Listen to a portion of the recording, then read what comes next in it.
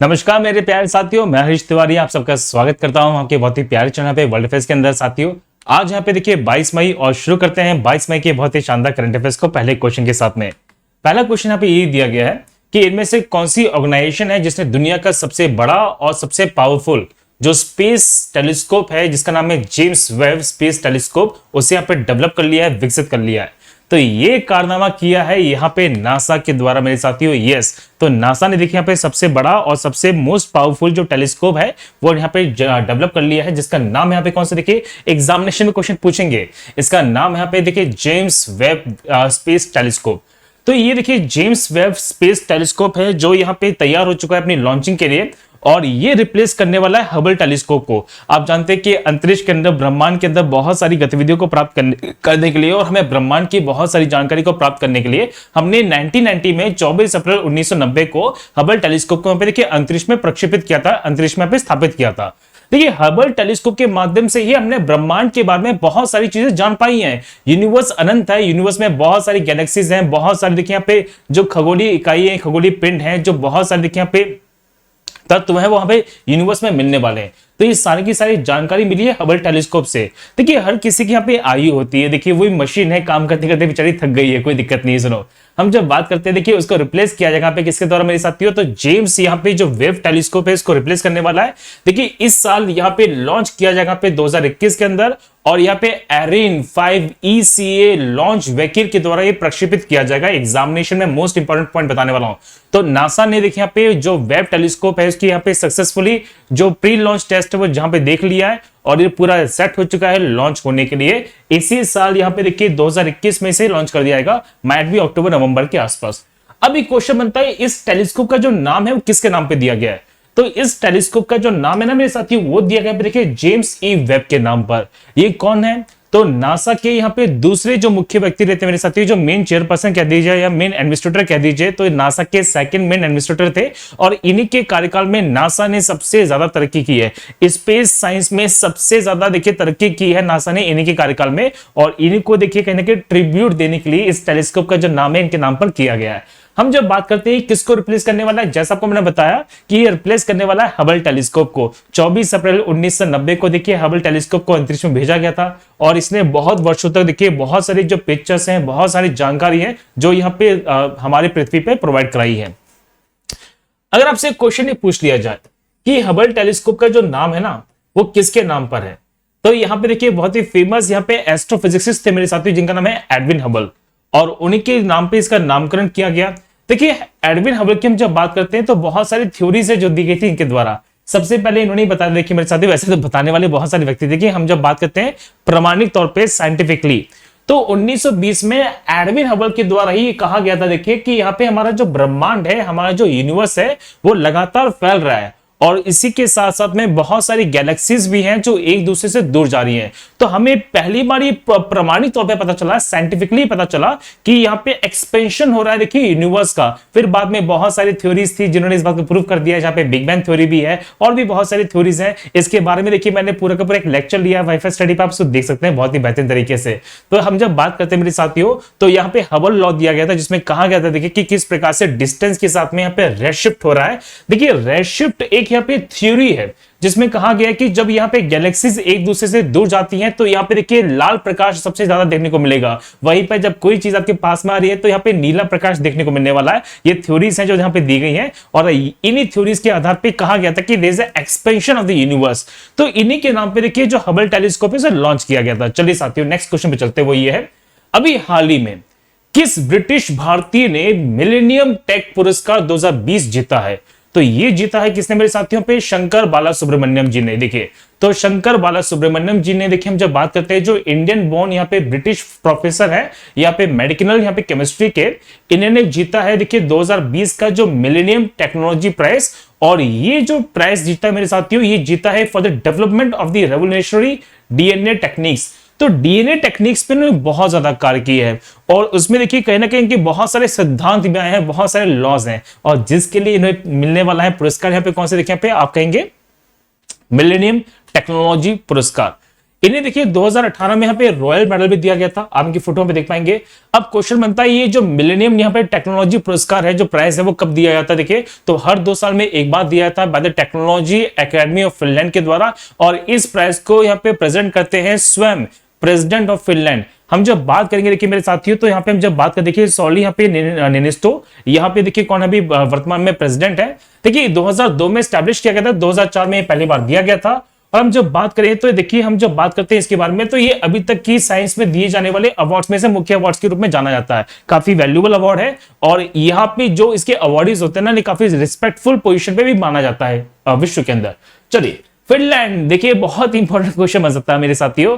The land of the 1000 country, the land of the 1000 lakes, यहाँ पे Finland है, और खुशियों का शहर भी है मेरे साथियों। देखिए खुशी की सूची में बहुत आगे भी है। सना मारिन जो यंगेस्ट प्राइम मिनिस्टर हैं वो यही की हैं। चलिए बच्चे देखिए, आपको पता होगा कि हमारे जो अभी केंद्रीय शिक्षा मंत्री हैं रमेश पोखरियाल जी निशंक, इन्हें भी देखिए अवार्ड मिल चुका है। कौन सा? इंटरनेशनल इनविजिबल अवार्ड 2020 का 21 में, सॉरी 2021 का जो गोल्ड मेडल अवार्ड है इन्हें मिल चुका है। चलिए नेक्स्ट क्वेश्चन देखिए, मोस्ट इंपॉर्टेंट बच्चे, देखिए देहांत वाला क्वेश्चन है लेकिन मोस्ट इंपॉर्टेंट क्वेश्चन है। ये क्वेश्चन तो आपके एग्जामिनेशन में पक्का आएगा। देखिए कुछ देहांत ऐसे होते हैं जिनसे एग्जामिनेशन में क्वेश्चन बन जाता है बच्चे, और ये क्वेश्चन मेरे अकॉर्डिंगली बहुत ज्यादा इंपॉर्टेंट है। सुनो, हम जब बात करते हैं सुंदरलाल बहुगुणा के बारे में, तो ये इनका भी हाल ही में निधन हो गया है। ये किस एरिया में इन्होंने बहुत ज्यादा कार्य किया मेरे साथियों? तो भारत के अंदर पर्यावरण संरक्षण में इन्होंने सबसे ज्यादा कार्य किया है, और कहीं ना कहीं पूरा का पूरा जीवन उन्होंने पर्यावरण संरक्षण के ऊपर ही यहाँ पे व्यतीत कर दिया है। तो सुंदरलाल बहुगुणा जी का देखिए यहाँ पे देहांत हो चुका है। यहाँ पे देखिए 21 मई को कल के दिन के इनका देहांत हुआ है मेरे साथियों। आपको बता दो कि भारत के बहुत ही फेमस यहाँ पे देखिए इन्वायरमेंटलिस्ट में से एक थे सुंदरलाल बहुगुणा जी, और जब बात की जाएगी इन्हें वृक्ष मित्र के नाम से देखिए जाना जाता था। देखिए वृक्ष मित्र हैं जो उनके नाम से जाने जा रहे हैं।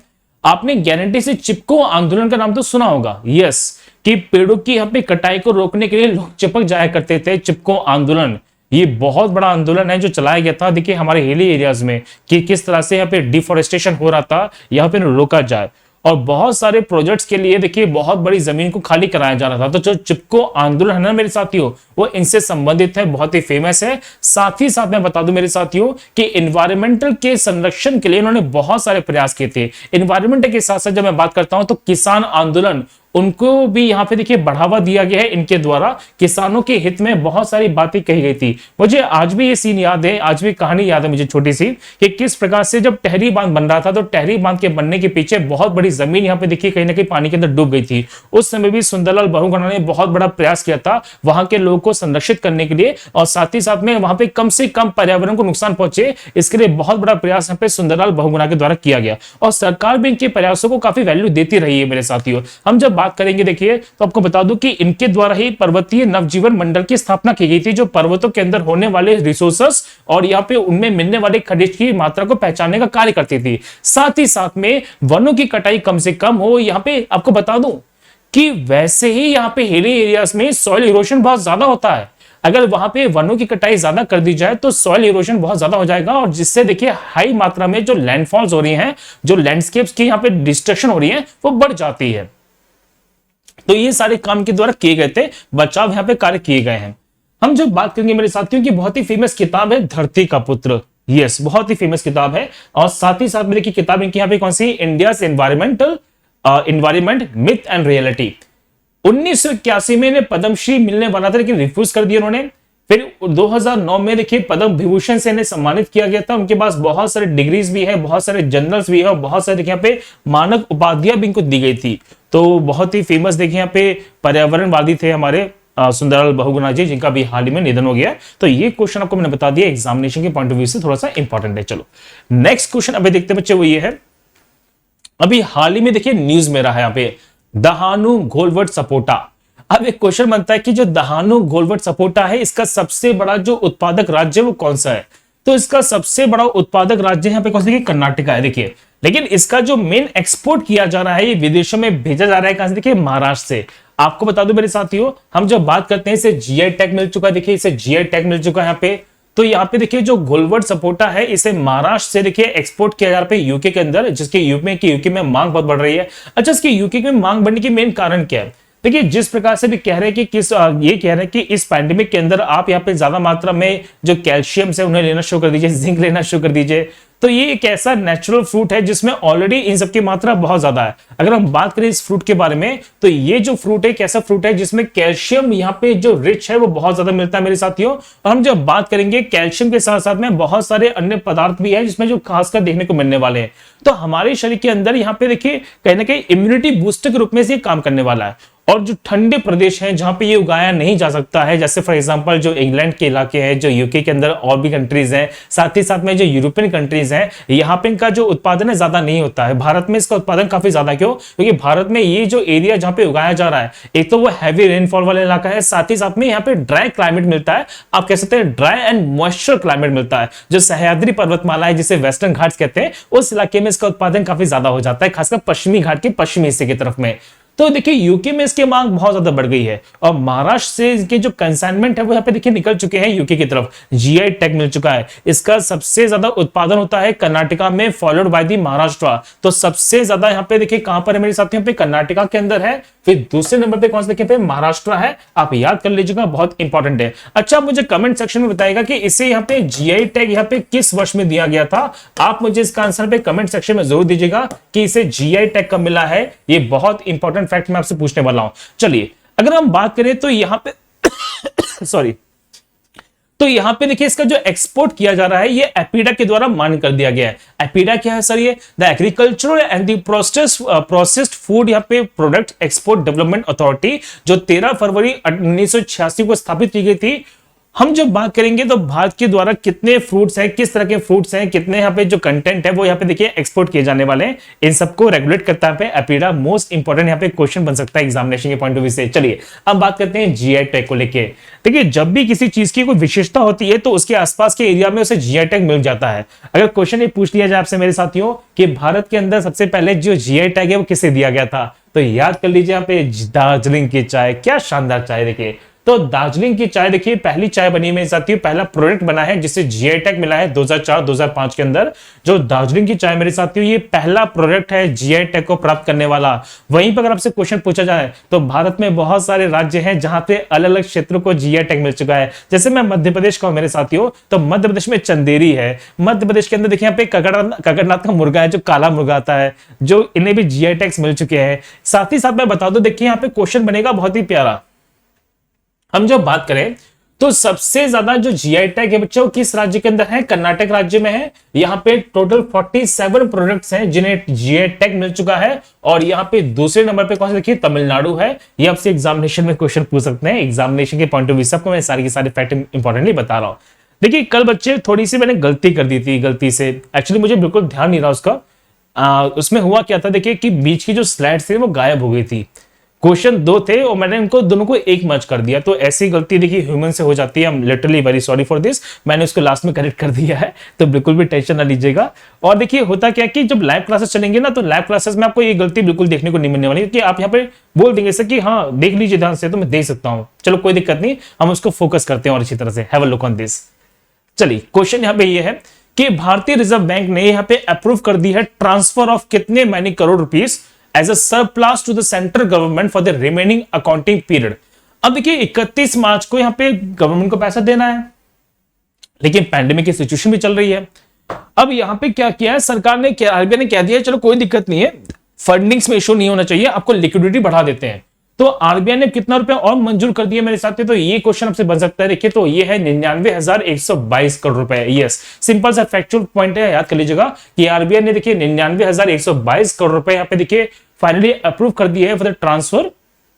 और ये सरप्लस है सेंट्रल गवर्नमेंट को for the accounting period of the 9 month, जो एंड होने वाला है 31 मार्च को। ठीक है, सिंपल सी बात है। देखिए आरबीआई ने ना अभी बहुत ज्यादा एक्टिव भी है। आप जानते हैं जब मैं बात करता हूं आरबीआई के बारे में, तो आरबीआई जो भारत में बैंकों का बैंक है, सेंट्रल बैंक है, जो केंद्रीय बैंक है मेरे साथियों, जो भारत के अंदर सभी बैंकों को कंट्रोल कर रहा है। साथ ही साथ में भारत के अंदर जो मॉनेटरी पॉलिसीज है उन्हें भी यहाँ पे लागू करने की कोशिश करता है, कोशिश ये करता ही करता है। देखिए तो आरबीआई ने बहुत सारे बैंकों पर देखिए नियंत्रण किया है। अभी आरबीआई ने अभी लेटेस्ट देखिए 18 में की बात बता रहा हूं मैं आपको, तो आरबीआई ने देखिए यहाँ पे इंपोज किया है 1 लाख रुपए का देखिए पेनल्टी ऑन द प्रियदर्शनी महिला नगरी, यहाँ पे नगरी सहकारी बैंक।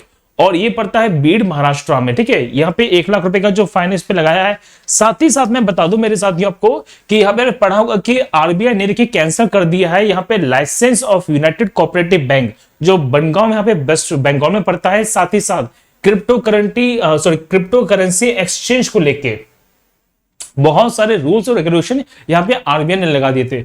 अच्छा हुआ क्योंकि जिस दिन ये न्यूज आई थी ना मेरे साथियों, उस दिन क्रिप्टो करेंसी की जो वैल्यूएशन है भारत में बड़ी स्पीड से गिरी थी। तो जिन लोगों ने क्रिप्टो करेंसी में पैसा लगाया था उनका पैसा डूब गया था इस न्यूज के बाद भारत के अंदर। क्योंकि देखिए हो क्या रहा था कि क्रिप्टो करेंसी यहाँ पे देखिए कोई जस्टिफिकेबल नहीं है, इनकी वैल्यूज लगातार बढ़ रही घट रही है, तो एक मापदंड नहीं है इनको मापने का। और इस कारण से देखिए आरबीआई ने इन पे देखिए बहुत सारे रेस्ट्रिक्शंस लगा दिए थे।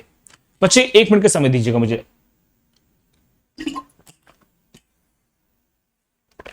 चलिए नेक्स्ट क्वेश्चन यहाँ पे देखते हैं, लेकिन आगे ये दिया देखिए, अगर बात करें देखिए आरबीआई के बारे में तो शक्तिकांत दास देखिए यहाँ पे कौन है, गवर्नर है। 4 डिप्टी गवर्नर है, महेश कुमार जैन, एमडी पात्रा, एम राजेश्वर राव और यहाँ पे टी रविशंकर, जो भी हाल ही में देखिए यहाँ पे डिप्टी गवर्नर बनाए गए हैं। चलिए बच्चे नेक्स्ट क्वेश्चन पे दिया गया बहुत ही इंपॉर्टेंट यहाँ पे ये है कि डन एंड ब्रैडस्ट्रीट ने यहाँ पे एक मेमोरेंडम ऑफ अंडरस्टैंडिंग साइन की है टू प्रमोट एमएसएमई डेवलपमेंट। किसके साथ ये मेमोरेंडम ऑफ अंडरस्टैंडिंग को साइन किया गया? तो ये साइन किया गया देखिए बॉम्बे स्टॉक एक्सचेंज के साथ में। आपको बता दो मेरे साथ, देखिए हम जब बात करते हैं यहाँ पे बीएससी के बारे में, that is Bombay stock exchange, और जो डन एंड जो ब्रैडस्ट्रीट है इसने देखिए एक फोस्टर यहाँ पे एमएसएमई को यहाँ पे साइन कर दिया, जिससे एमएसएमई के अंदर ग्रोथ मिलने वाली है। अब बताओ दी हो क्या है, ये है क्या? देखिए ये एक प्रकार का ऑनलाइन पोर्टल है, ऑनलाइन देखिए ट्रांजेक्शंस है, जिसके अंदर बहुत सारा डाटाबेस है जो बीएससी को मिलेगा। साथ ही साथ में देखिए बहुत सारी कंट्रीज के अंदर जो एक्सचेंज रेट्स हो रही हैं। साथ ही साथ में बता दूं मेरे साथियों कि वर्ल्ड वाइड यहाँ पे जितनी भी देखिए एमएसएमई की जो सुधार हो सकते हैं या उनकी जो मांग है उसका भी सारा डाटा पे मिलने वाला है, जिससे गारंटी से कहा जा रहा है कि भारत के अंदर जितने भी देखिए एमएसएमई सेक्टर्स हैं उन्हें गारंटी से बूम अप मिलेगा। और ये सारा का सारा कोलैबोरेशन किया यहाँ पे देखिए बॉम्बे के स्टॉक एक्सचेंज के साथ में, डेट इज बीएससी। बीएससी की हम जब बात करते हैं ना, तो बीएससी की जब बात करेंगे मेरे साथियों, तो भारत के सबसे पुराने स्टॉक एक्सचेंज में से एक है। 9 जुलाई 1875 को स्थापित किया गया था। मोस्ट इंपॉर्टेंट क्वेश्चन देखिए बच्चे, क्वेश्चन यहाँ पे ये दिया गया है, वो ये है, अभी लेटेस्ट क्वेश्चन यहाँ पे दिया गया कि 21 मई को यहाँ पे कौन सा पहला भारतीय नौसेना का जो पोत है, जो नवल शिप है, इसे डिकमीशन कर दिया गया है, इसे सेवा मुक्त कर दिया गया बच्चे। तो इसका ऑप्शन यहाँ पे दिया गया है, इसका सही आंसर देखिए यहाँ पे क्या है, आईएनएस राजपूत। यस, तो आईएनएस राजपूत 40 वर्षों की सेवा के बाद, 40 वर्ष लगातार भारतीय नौसेना की सेवा करने के बाद और भारत की सेवा करने के बाद इसे डिकमीशन कर दिया गया, इसे सेवा मुक्त कर दिया गया है। हम जो बात करते हैं, ये भारत का पहला ऐसा नवल शिप है जिसका नाम यहाँ पे देखिए आर्मी के रेजिमेंट के नाम पे दिया गया है। जिस प्रकार से इंडियन आर्मी में रेजिमेंट है राजपुताना रेजिमेंट्स, तो राजपुताना राइफल्स भी है मेरे साथियों, तो राजपूत रेजिमेंट के नाम पे देखिए इसका जो नाम है ना वो आईएनएस राजपूत किया गया है। तो पहला नवल शिप है जो यहाँ पे किसी इंडियन आर्मी रेजिमेंट के नाम पर रखा गया था। आपसे क्वेश्चन इस प्रकार से भी पूछ सकते हैं। हम जब बात करेंगे मेरे साथियों, तो हमने इसे देखिए यूएसएसआर से लिया था। उस समय का सोवियत रूस था, सोवियत संघ था, लेकिन अभी कहां पे कौन सा है, रशिया है। लेकिन बेसिकली कहां से था, यूक्रेन वाले पार्ट से। देखिए उस समय यूक्रेन यहाँ पे यूएसएस का पार्ट था, लेकिन अब तो एक अलग कंट्री बन चुकी है, कोई दिक्कत नहीं है। वैसे विवाद है इसको लेकर थोड़ा सा।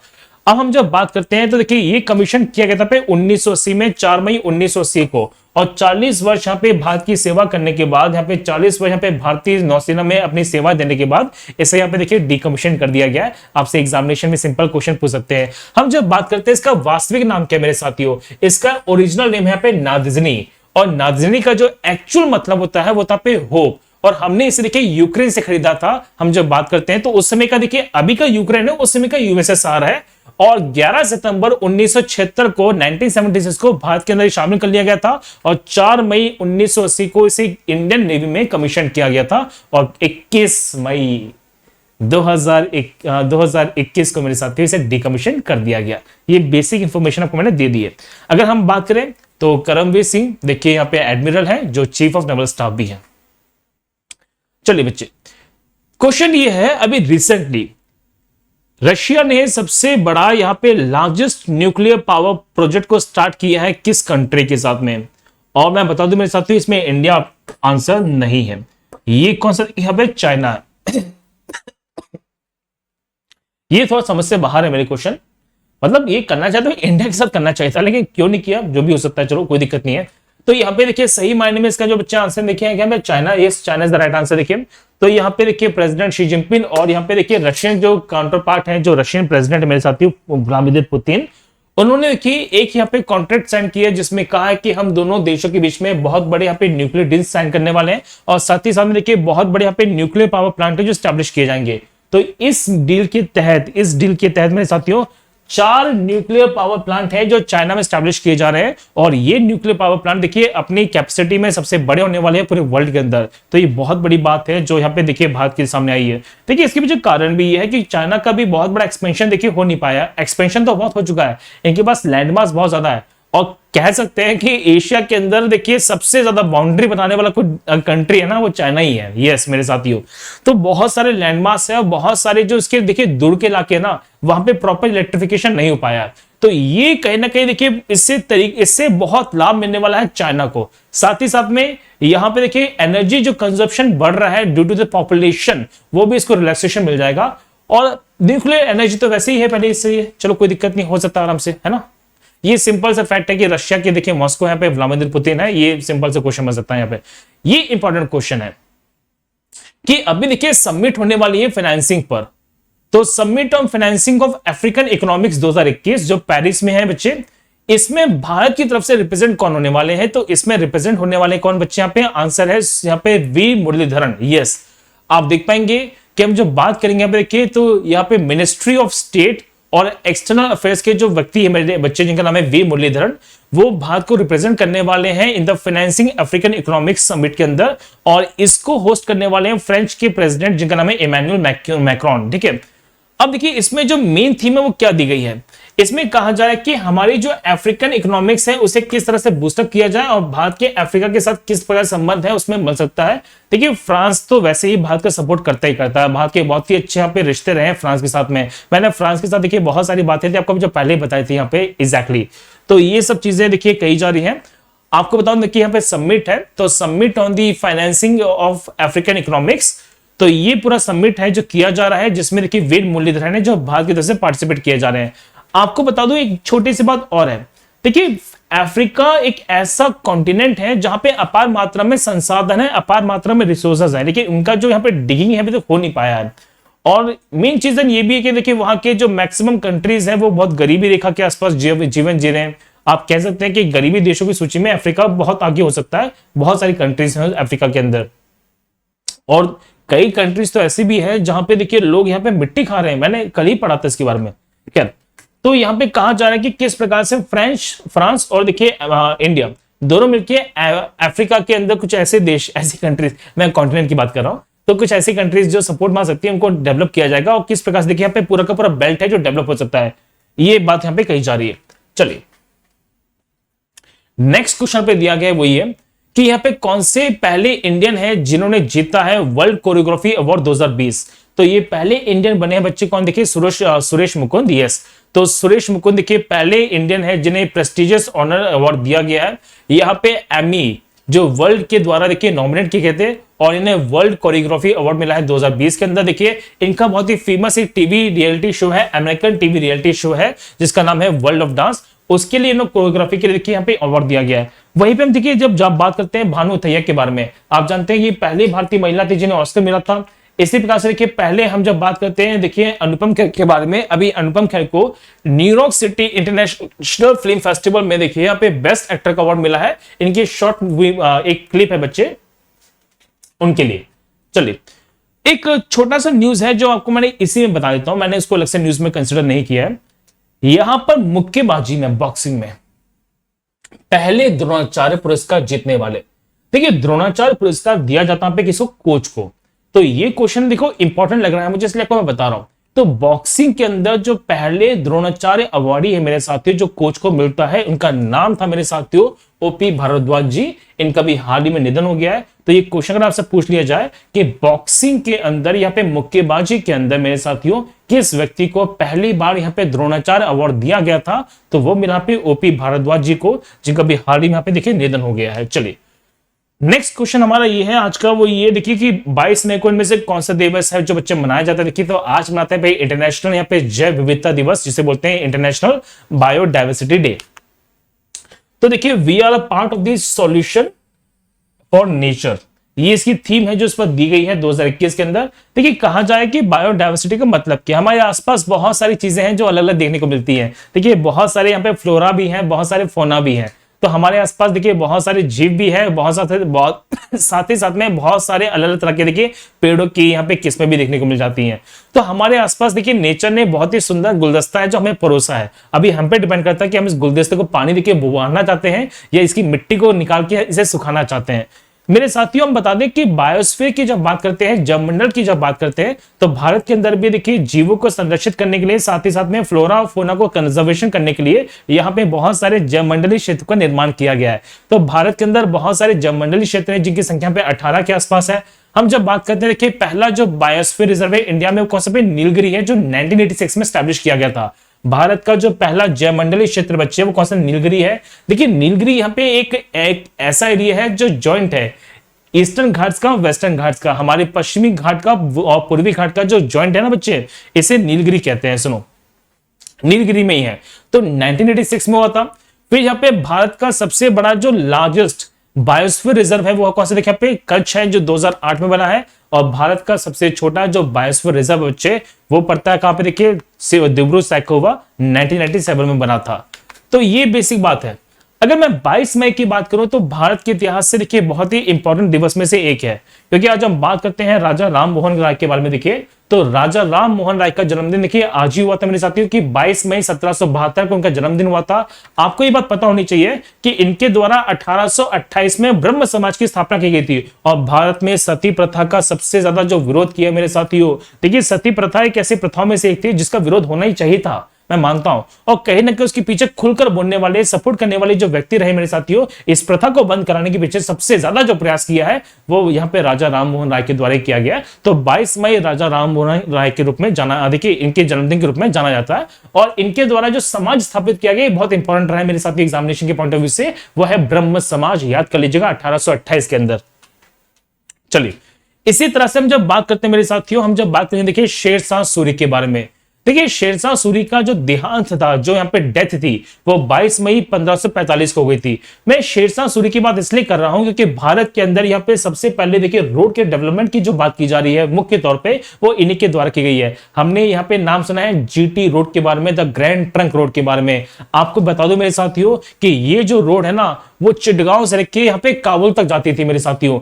जो चिटगांव पड़ता है, ये पड़ता है वर्तमान के बांग्लादेश में, और काबुल पड़ता है कहां पे देखिए अफगानिस्तान में।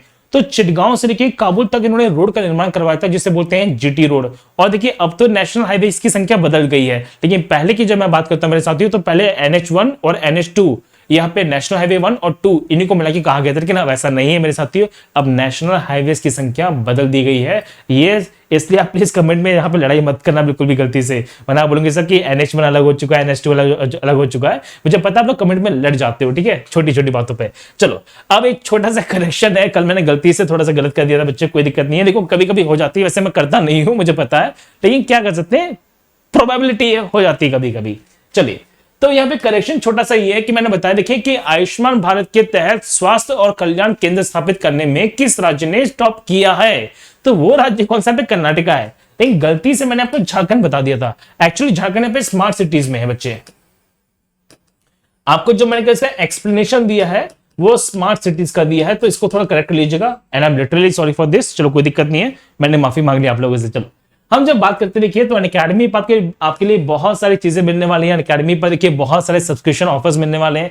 आपकी तैयारी को और बेहतरीन करने के लिए आप अनअकैडमी के प्लस प्लेटफॉर्म पे जरूर आइए मेरे साथियों, क्योंकि वहां पर आपको इंडिया के टॉप एजुकेटर्स, बेस्ट मेंटर्स पढ़ाने वाले हैं, और साथ ही साथ आप उनकी गाइडेंस के अंदर यहाँ पे बहुत बेहतरीन तरीके से प्रिपरेशन को कर सकते हैं। दूसरी बात इंपॉर्टेंट ये है कि आपको अपनी तैयारी का आकलन करने के लिए, अपने इवैल्यूएशन को करने के लिए, अपने देखिए आखिरी तैयारी को जांचने के लिए बहुत सारे टेस्ट है जो मिलने वाले हैं। तो simply just use my code यहाँ पे HTSER10 and unlock the subscription. आपको सिंपल यहाँ पे 10% का ऑफ मिलने वाला है, and you will save the money. चलो तो ये था आज का हमारा करंट अफेयर्स। उम्मीद करता हूं आपको पसंद आया होगा बच्चे। थोड़ा सा वीडियो थोड़ा सा लेंथी हो गया, कोई दिक्कत नहीं है। तो इसको शेयर जरूर कीजिएगा। देखिए आपके लाइक शेयर कमेंट्स बहुत कम होते हैं, मैं उम्मीद करता हूं बच्चे आप इसे बहुत ज्यादा शेयर करेंगे ताकि इसी तरह से हम रेगुलर करंट अफेयर्स को पढ़ते रहे। तो टेक केयर, घर पे रहिए, सुरक्षित रहिए। हम मिलते हैं कल बहुत ही बेहतरीन करंट अफेयर्स के साथ में। तब तक के लिए जय हिंद, जय भारत।